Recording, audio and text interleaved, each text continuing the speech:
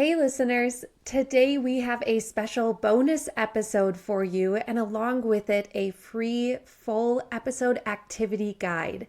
Both of these are provided for you by CTC Math. So before you listen, make sure to download and print that free guide that goes along with today's lesson. We are looking at some very special numbers and shapes in nature, and it will help very much to have that guide so you can see what I'm talking about. Download and print that guide at erinlynham.com/nattheo34 or at the link in today's show notes. Hello world, wake me up to another good morning, time to go. Are you ready to explore God's wild and wonderful world?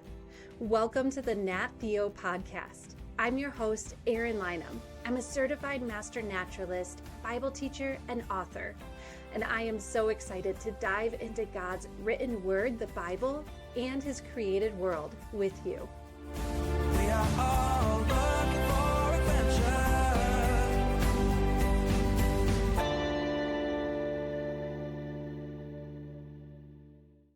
Have you ever played with Lego blocks? When my oldest son was about 8 years old, he was playing with a Lego base pad in the backseat of our car.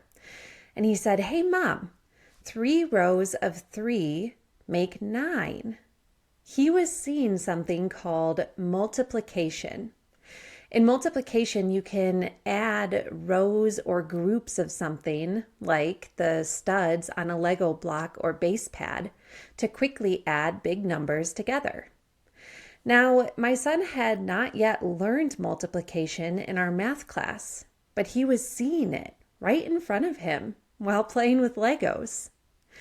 Did you know that just like with Legos, we can see numbers and patterns in nature? Today we are going to learn about how God used math to create so many wonderful things in nature. This is a special bonus episode made possible for you by CTC Math, which my family uses for our math class. You see, math should be fun and interesting because, as we will learn today, it is an incredible piece of God's creation. CTC Math is an online math program that helps you learn, practice, master, and enjoy math. Today we're exploring numbers and patterns and shapes, which are all things my kids have enjoyed learning about with CTC Math. Now, I know math isn't always easy, and I have certainly struggled with it. But the more we understand about all the wonderful numbers and shapes that God has made and how they work together, the more we can understand our Creator. In fact, if you want to be a scientist, maybe a biologist who studies living things, or a zoologist, or my favorite, an ornithologist who studies birds, or maybe an entomologist who studies insects, or a herpetologist who studies reptiles. You will need to have some important math skills, and CTC Math can help prepare you for that. Try CTC Math for free at ctcmath.com. So here's our trail map for today. We are going to learn about a very interesting man named Fibonacci and some very special numbers that he discovered. We will learn why shapes are important in nature and how do numbers, shapes, and patterns point us to God. But first, here's our trivia question. What animals or insects can do math? Now, there are several correct answers to this, so take a guess and see if you're correct at the end of today's episode. I want to share with you about a man who discovered some very important numbers in nature. But first, a big thank you to my dad, Alan, or I call him Dad, who first introduced me to this man and the numbers that he discovered. Thanks, Dad. This man's name was Leonardo da Pisa, but people called him Fibonacci. Fibonacci was a mathematician. Do you know what a mathematician is? It's someone who studies and uses math in their work. They are really experts at math. I am definitely not a mathematician, but I enjoy math more and more as I begin to see it all throughout nature.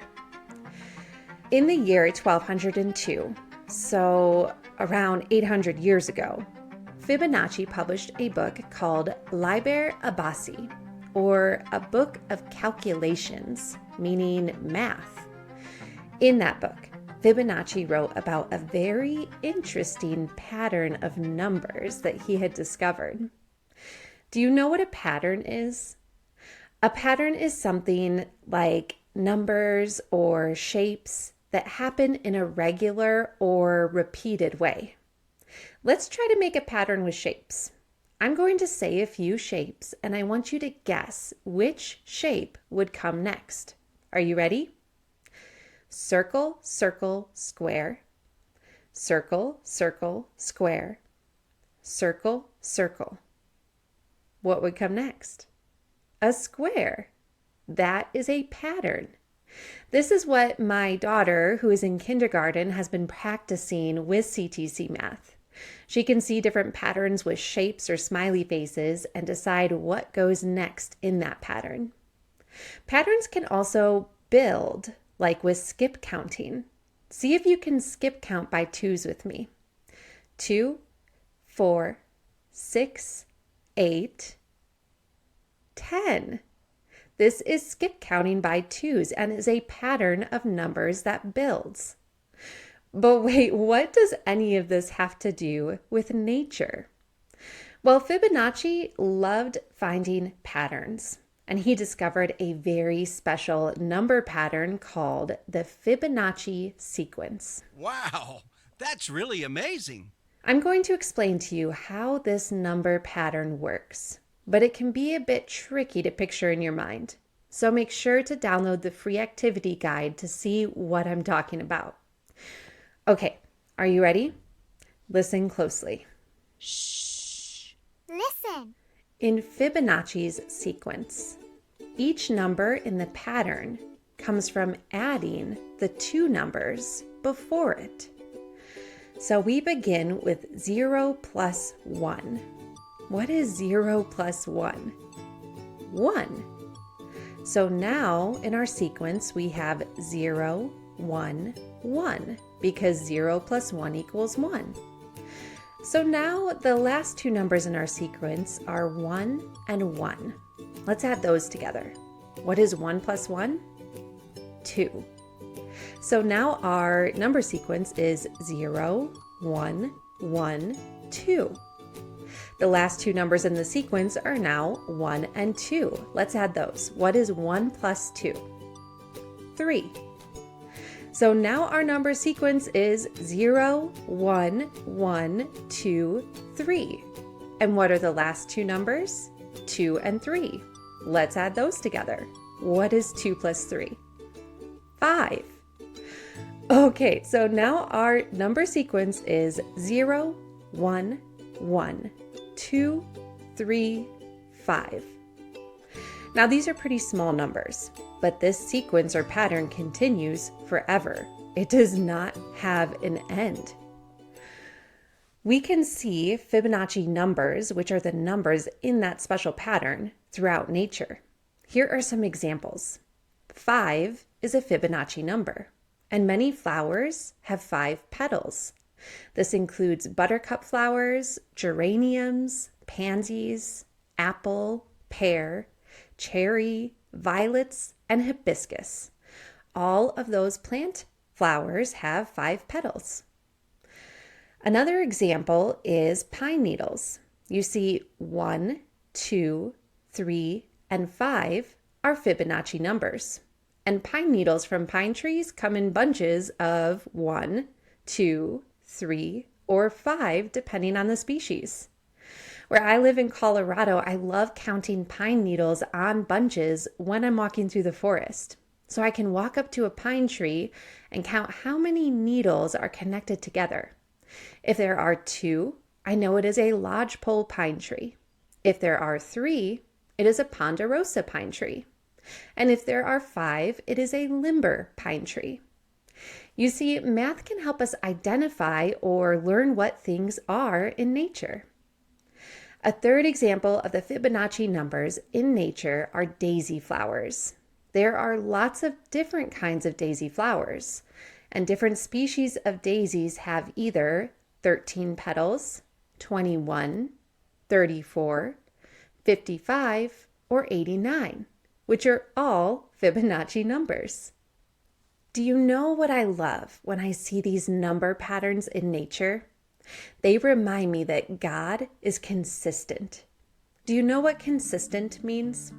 Consistent means that something is unchanging or does not change. It remains the same over time. These consistent patterns in nature reflect their designer, God. And God is completely unchanging. He is always consistent. Malachi 3:6 says, I, the Lord, do not change. And Hebrews 13:8 says, Jesus Christ is the same yesterday and today and forever. When we see consistent patterns in nature, we can remember that our Creator God never changes. We can always count on Him.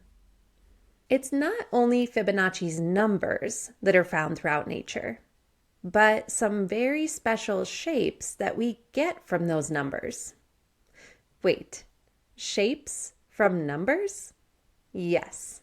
Did you know that shapes are very important in math and nature? Geometry is the study of shapes and figures in math. You see, shapes are made from numbers, and the numbers in Fibonacci's special pattern can be used to create a special rectangle called the golden rectangle. The golden rectangle is a special rectangle shape that is made from Fibonacci's number sequence. The golden rectangle acts almost like a map, and on that map, we can see a very special spiral shape. Think of it like a dot to dot, and reference your activity guide if you can't quite picture it. Have you ever done a dot to dot where you draw lines from one dot to another to make shapes? Well, we can draw a line to create a perfect spiral. And that spiral is found all throughout nature. Fibonacci's numbers are also used to create another special shape in nature, a curve. Again, you can see all of this with the free episode activity guide. What's important to remember is that this special spiral and curve are found all throughout nature. Can you think of some spirals in nature? Maybe with seashells or hurricanes, ammonite fossils, or a chameleon's tail or a seahorse's tail, or a curled up fern plant, or in the horns of bighorn sheep. What about curves in nature? Can you think of anything in creation that curves? Maybe bird talons, like on an eagle or owl, or tusks on an elephant, or bird beaks. Or if you have a pet cat, their claws probably curve, right? Or in a hippo's massive teeth. Spirals and curves are found in things as tiny as seeds on a flower head and as big as galaxies in the universe. In the beautiful spirals and curves, we can see pattern and order. It all points to an incredible designer and artist with special style. I want you to think about a collection of beautiful paintings, maybe from a famous painter, or maybe your own collection of art. If you look at all the individual paintings from an artist, you will notice a certain style. Maybe they like using specific color palettes or brush strokes or textures. This is called the artist's style. And God has an artist's style also. We can see God's style in the numbers and shapes that He designed into nature, like with the Fibonacci sequence and the spiral and curve made from those numbers. Every time we see a spiral or curve in nature, we can think of God creating beautiful things in His signature style.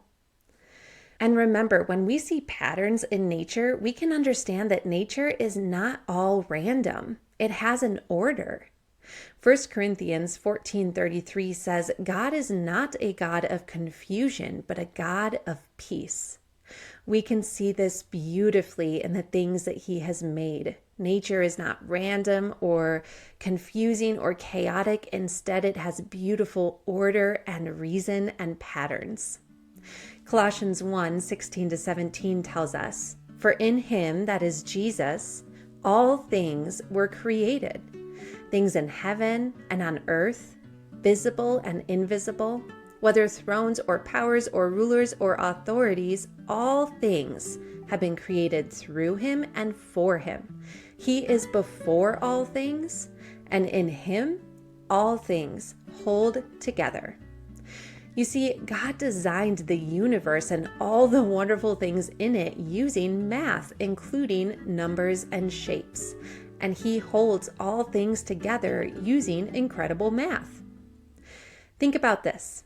When you see a beautiful painting with careful brush strokes and well-chosen colors, do you think that painting came to be by itself? No, of course not. There was a painter. And when you see a very cool building with lots of angles and windows and shapes, did it build itself? No. There was an architect and a designer and a builder. What about when you see an airplane? Did the airplane just design itself? No. There were original inventors. The same is true when we see these special numbers and patterns and shapes in nature. They show us that there is a designer, and He is our wonderful Creator God. Do you remember our trivia question? What animals or insects can do math? Scientists believe and have good evidence that some creatures understand number patterns and basic math like adding and subtracting. These creatures include chimpanzees, ravens, spiders, and bees. Now, there are likely many more creatures that understand numbers and math. So if you had a different answer, I want to challenge you to do some research and see if you can find out if your creature can do math. Now it's your turn to explore. And listeners, for today's lesson, I want to give you several fun ways that you can explore math in nature.